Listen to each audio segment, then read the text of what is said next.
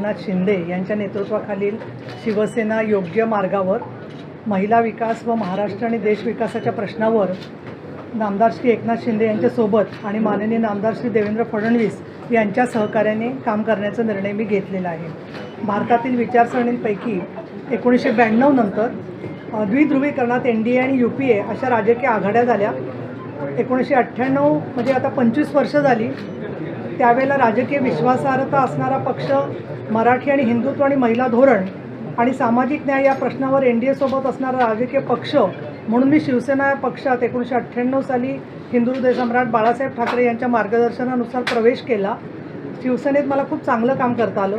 सद्यस्थितीत supreme court व निवडणूक आयोगाने स्पष्ट निकाल दिला आहे की श्री एकनाथ शिंदे यांच्या नेतृत्वाखालील शिवसेनाच अधिकृत आहे. केंद्रीय स्तरावर NDA आणि भाजपच्या नेतृत्वाखाली अयोध्येत श्रीराम प्रभूंचे मंदिर, तलाक पीडित महिलांना न्याय, काश्मीरमध्ये तिरंगा ध्वज व राज्यघटनेत उल्लेख केलेल्या समान नागरी कायद्याबाबतची सकारात्मक पावले उचलली आहेत. पंतप्रधान माननीय नामदार श्री नरेंद्रजी मोदी व गृहमंत्री माननीय नामदार अमितजी शहा यांची वरील सर्व समस्यांवर चांगली इच्छाशक्ती दिसत आहे. विशेषतः 1985ला शहाबानो बेगम खटल्यात न्यायालयाने शहाबानोंना पोटगी मिळावी असा निर्णय दिला होता. तथापि विरोधाला व दबावाला बळी पडून तत्कालीन सरकारने मुस्लिम महिला घटस्फोट अधिकाराचे संरक्षण कायदा 1986 संमत केला.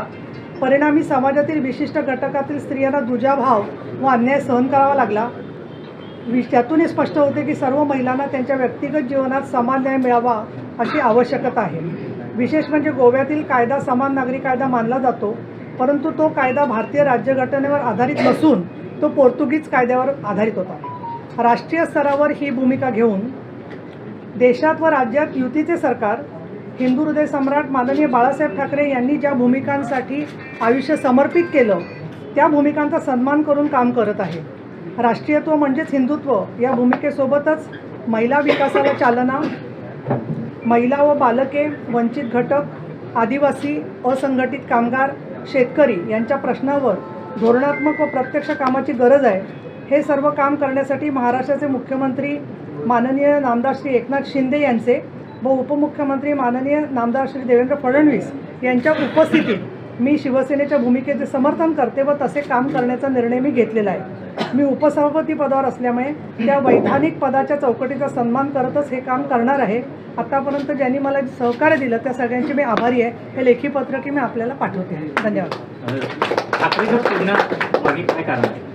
मी ते स्पष्ट म्हटलेलं आहे.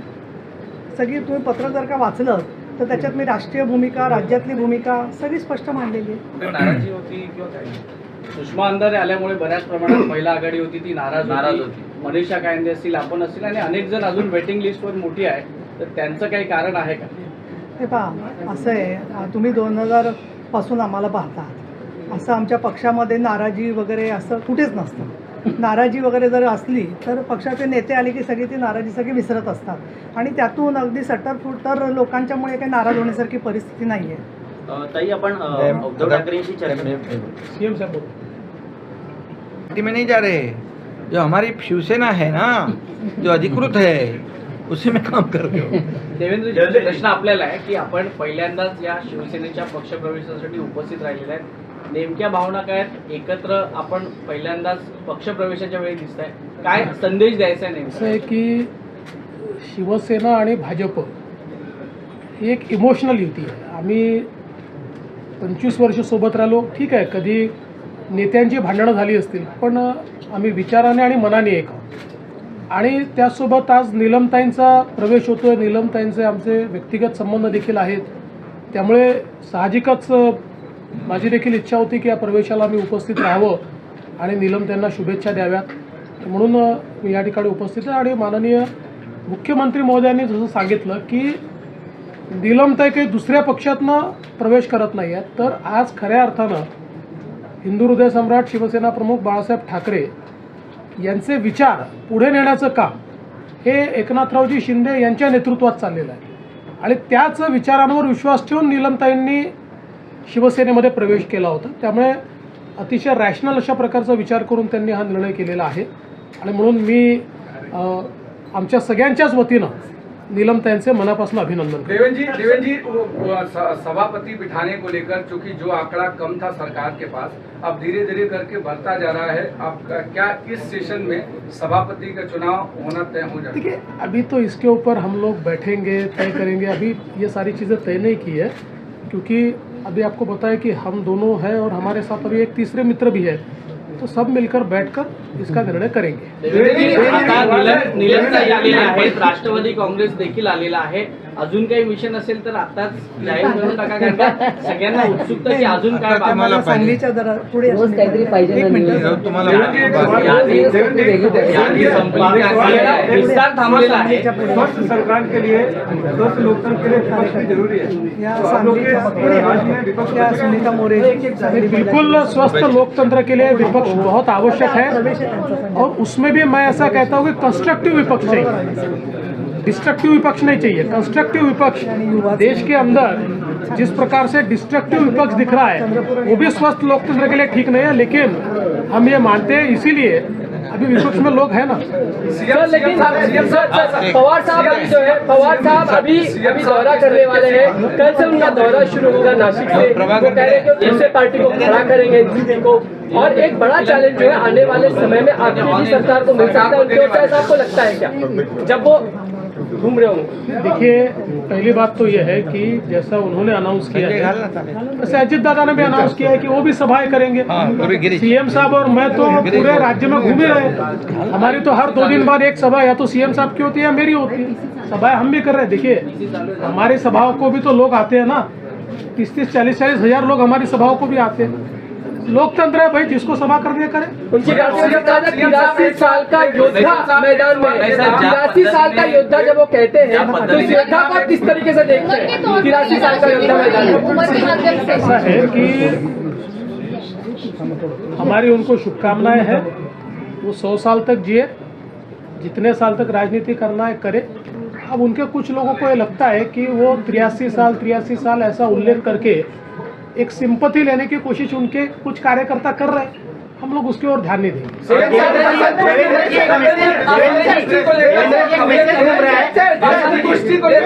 एक पार्टी का प्रमुख घर बैठा था, इसके लिए कुछ लोग बाहर निकले. एक पार्टी का प्रमुख घर पे बैठा था, इसलिए कुछ उन्हें छोड़कर बाहर निकल आए, और दूसरा पार्टी का प्रमुख घर पे बैठता ही नहीं, इसके लिए कुछ लोग बाहर निकल आए. नहीं, अभी क्या है, अभी मैंने सबको बाहर निकाल दिया है. अभी सब बाहर आ गए.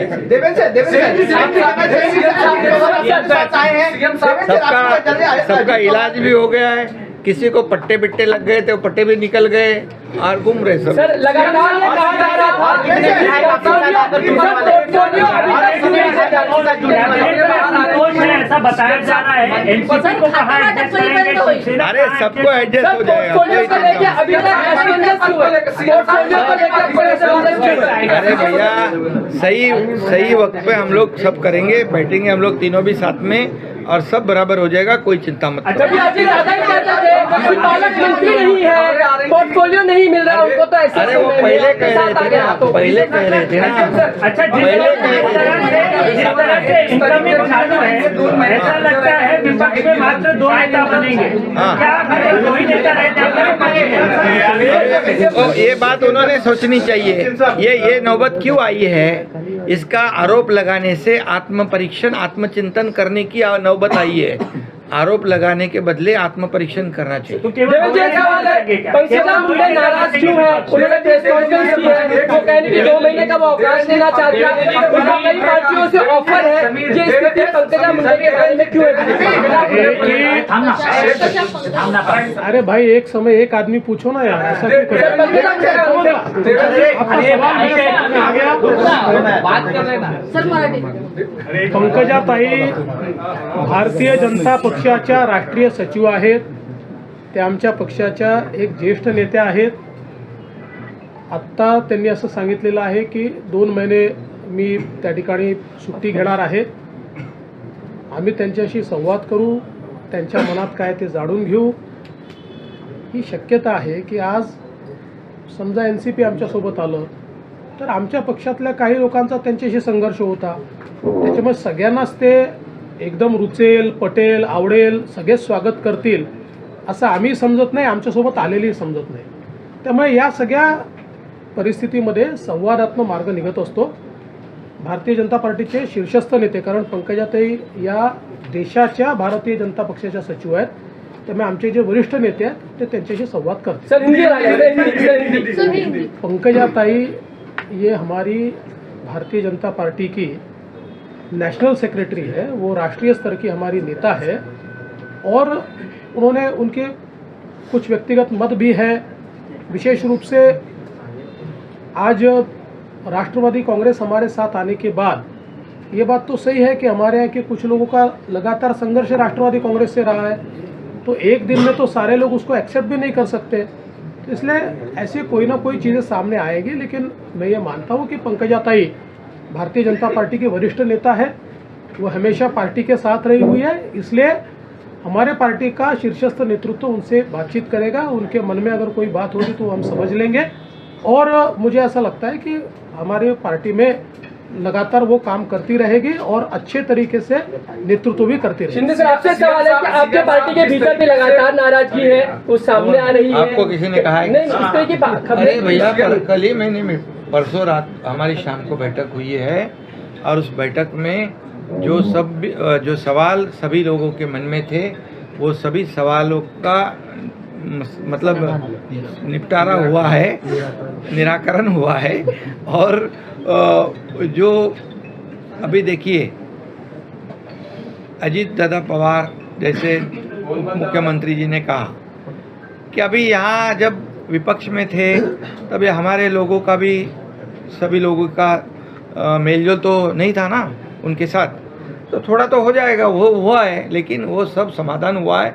हमारी पार्टी जो है, पहली बात आपको बताता हूँ मैं, जब हमने निर्णय लिया तब हम सत्ता में थे हम, मेरे साथ 8 मंत्री थे और सत्ता छोड़ने वाले हम लोग हैं। इसलिए हमारे विधायक जो है सत्ता की लालच में ये साथ में नहीं आए हैं। ये 50 लोग आए सत्ता की लालच में, कुर्सी की लालच में नहीं आए। जो कुर्सी और सत्ता के लालच में जो गलती 2019 में जिन्होंने की थी, उनको ये आज सब जो भुगतना पड़ रहा है वो ये उनकी गलती है। हम सत्ता की लालच में नहीं, हमको मालूम था क्या होने वाला आगे, हम तो सत्ता से बाहर आ गए। इसलिए हमारे विधायक जो है समझदार है, विकास काम उनके चुनाव क्षेत्र में विकास करना चाहते हैं और 2.5 साल में उनको 1 रुपया नहीं मिला था। हमारे सब पिछले साल भर में उनके चुनाव क्षेत्र में इतने विकास के काम हुए हैं जो लोगों को चाहिए वो देने का काम किया है। ये मंत्री तो ठीक है, मिलते रहता है, जाते रहता है, वो परमानेंट नहीं है। तो इसलिए ऐसा कुछ सोचो मत। ये जो है ये विपक्ष वाले बार बार ये अफवाह फैला रहे, बोले मुख्यमंत्री नाराज है, बोले यहाँ तक बोले कि मुख्यमंत्री इस्तीफा देने वाले हैं या क्या करने वाले हैं। ये सब उनके मनगढ़ंत कहानी है। और आप जो है, मैंने कल भी बताया है, उसको आप बताओ, उनको वो जो बोलते हैं वही मत बताओ।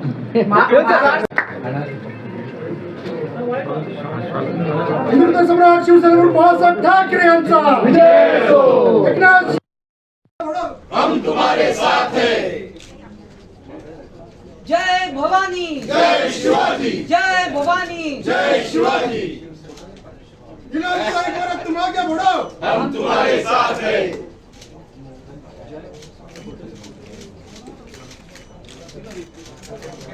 तुम आगे बढ़ो, हम तुम्हारे साथ हैं। तुम आगे बढ़ो, हम तुम्हारे साथ हैं।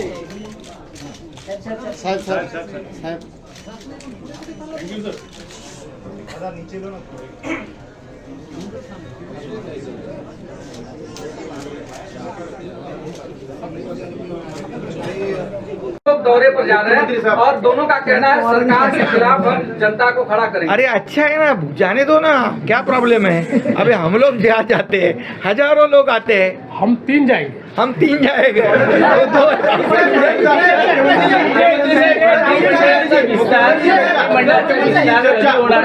एक प्रश्न आहे, मंत्रिमंडळाचा विस्तार लवकर होईल तातडीने, एकदम अर्जंट। तुम्हाला कळवतो ना मी। सर कांग्रेस को लेकर भी ये चर्चा है, देवेंद्र फडणवीस एक बड़ा गुट जो है कांग्रेस के लिए अपने साथ लेने वाले, क्या चर्चा सही है? अशोक चव्हाण का नाम सबसे आगे। आप हमेशा ही याद रखना, जो चर्चा होती है वो कभी होता नहीं है, जो आपको पता नहीं होता है वही होता है।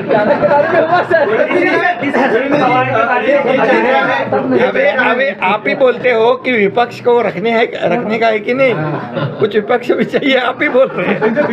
क्या एनसीपी आपका इंडिया का हिस्सा बनेगा? एनसीपी आपका इंडिया का हिस्सा बनेगा? सीएम साहब इस बात एक चर्चा है विधानसभा में विपक्ष का नेता कौन होगा, इस पर सवाल खड़ा होगा कि कौन होगा विपक्ष का नेता? वो अध्यक्ष तय करेंगे।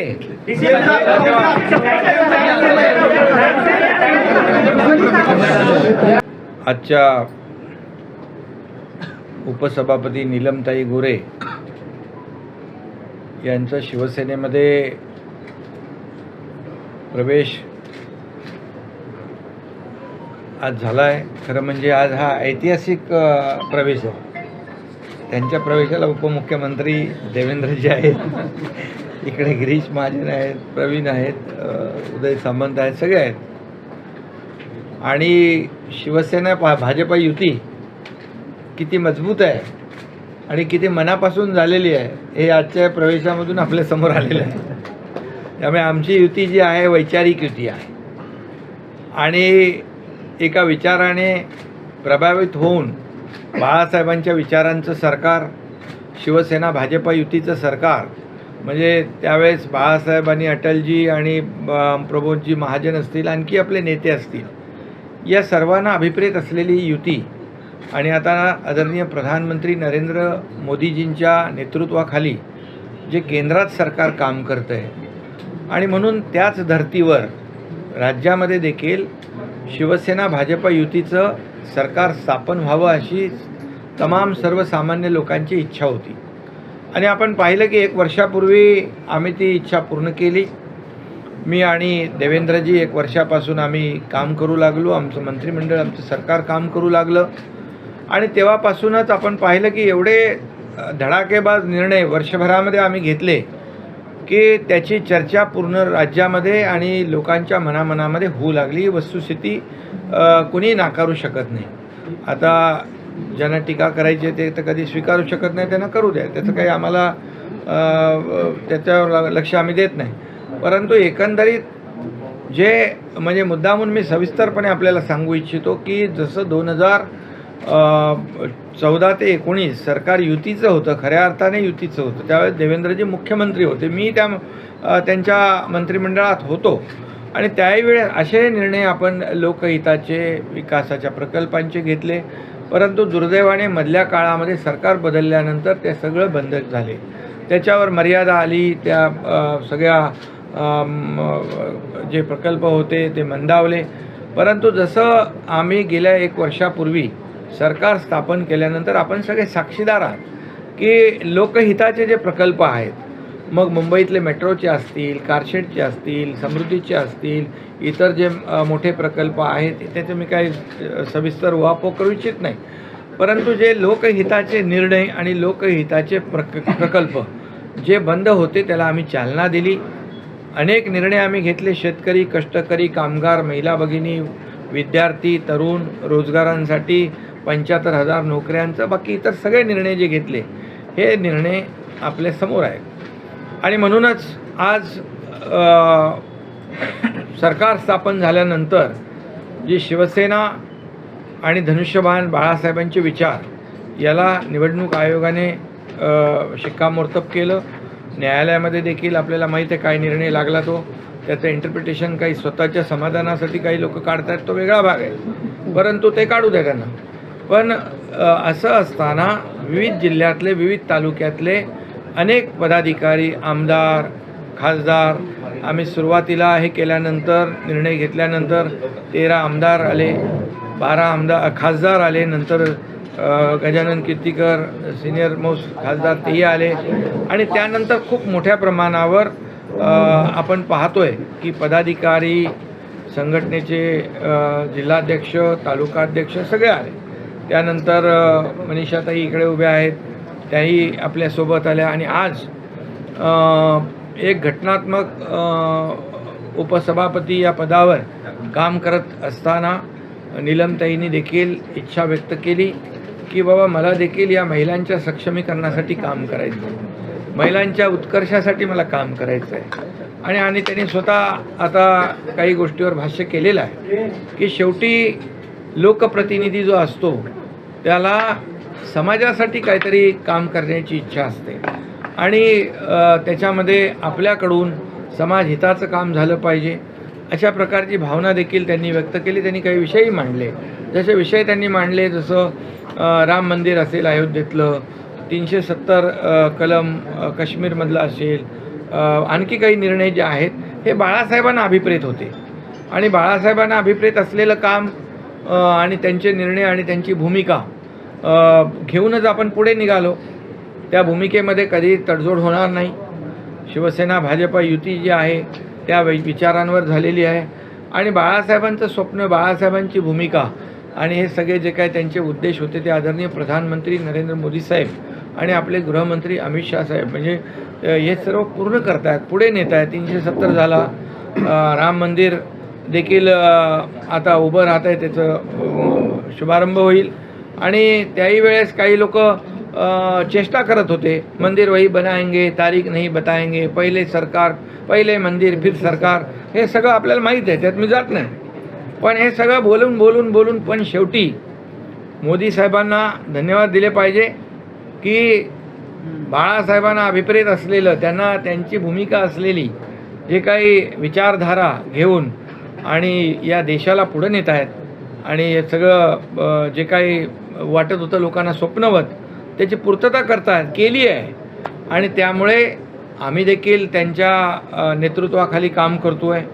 आज म्हणून डबल इंजिनचं सरकार म्हणून आपण बोलतो, कारण केंद्राकडून देखील आपल्याला मदत हवी असते. केंद्र म्हणजे आपल्या पालक आहे आणि म्हणून आज जे काही आपले प्रस्ताव राज्याचे आम्ही पाठवतो त्याला कुठेही कटौती न करता ते मंजूर करतात. त्यामुळे राज्याच्या विकासाला एक वेग आलेला आहे, एक चालना मिळालेली आहे. आणि याच्यामुळेच खरं म्हणजे इथे देवेंद्रजी बाजूला आहेत म्हणून मी बोलत नाही, परंतु त्यांनी जे काम सुरू केलेलं त्यांच्या मुख्यमंत्री कारकिर्दीमध्ये ते सगळे कामं आता पुन्हा सुरू झाली. त्यांचे जे म्हणजे खऱ्या अर्थाने फ्लॅगशिप ड्रीम प्रोजेक्ट होते, समृद्धी जी आपला मेट्रो आणि आपला जलयुक्त शिवार, असे अनेक प्रकल्प जे आहेत लोकहिताचे, तर हे सगळे स्पीड ब्रेकर आम्ही दूर केले. आणि केंद्राच्या मदतीने आज आम्ही केंद्राकडे जी मदत मागतो ते देत आहे. यापूर्वीच्या 2.5 वर्षाच्या कारकिर्दीमध्ये सगळे अहंकाराने भरले होते, इगो होता आणि त्यामुळे कसं काय कोणी घरी आणून देणार नाही पैसे, आपल्याला मागणी केली पाहिजे, आपल्याला प्रस्ताव पाठवले पाहिजे आणि आपण जे करतोय त्याला पूर्णपणे पाठिंबा मोदी साहेबांचा मिळतोय. आणि म्हणूनच या देशाला पुढं नेण्याचं काम मोदी साहेबांच्या नेतृत्वाखाली होतं आहे आणि म्हणून ताईंनी पण त्या गोष्टीचा उल्लेख केलेला आहे आणि आम्हाला सगळ्यांना अभिमान आहे. आज देश जो ज्या पद्धतीने जगभरामध्ये आपल्या देशाचं नाव लोक आदराने घेत आहेत, इतर देशांची देखील अर्थव्यवस्था ढासळलेली असताना आपली अर्थव्यवस्था मजबूत करण्याचं काम मोदी साहेब करतात. यावरून निश्चितपणे हा देश देखील महासत्तेकडे नेण्याचा प्रयत्न होतो आणि राज्याचा देखील त्याच्यामध्ये वाटा असला पाहिजे आणि म्हणून आम्ही हे सगळं करतो. त्यामुळेच राज्यावर, सरकारवर आणि बाळासाहेबांच्या शिवसेनेवर सर्व लोक विश्वास ठेवत आहेत आणि म्हणूनच हे सगळे प्रवेश होत आहेत. आणि म्हणून मी आज आपल्या नीलमताईंचं मनापासून स्वागत करतो. ते एक आपलं नेहमी त्यांनी धाडसाने काम केलेलं आहे. कुठेही अन्याय झाला महिलावर, नीलमताई पोचायच्या तिकडे. आता तुम्हाला अगदी म्हणजे मनासारखं काम करता येईल, अन्यायाला वाचा फोडता येईल, तो फोडला तुम्ही आज. आणि आता पुढे खूप काम करायचं आहे आपल्याला. शेवटी आपला उद्देश एकच आहे की सर्वसामान्याला न्याय देणं, महिला भगिनींचं सक्षमीकरण करणं. या ठिकाणी महिलांचं धोरण असेल, इतर जे काय आहे, आणि शेवटी महिलांच्या बाबतीमध्ये महिलाच आपण काम करणार आहोत. त्यामुळे नक्की तुम्हाला माझ्या शुभेच्छा आहेत. सरकार आपल्या पाठीशी आहे, मी आहे आणि देवेंद्रजी स्वतः इकडे बसलेले आहेत आणि त्यामुळे काळजी करण्याचं कारण नाही. खूप ताकदीने आपण काम करा आणि या राज्यातल्या महिला वर्गाला आपण न्याय द्या. सीएम साहब एक संवैधानिक पद पर बैठे सीएम साहब संवैधानिक पद पर बैठे एक व्यक्ति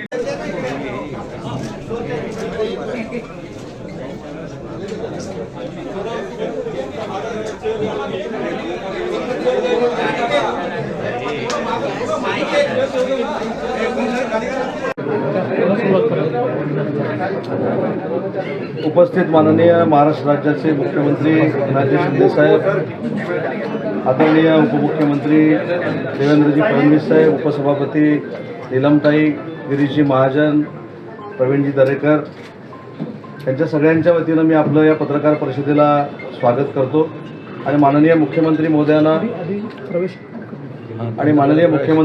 विनंती करतो की आदरणीय उपसभापती नीलमताई गोरे यांचा शिवसेनेमध्ये प्रवेश करून द्या.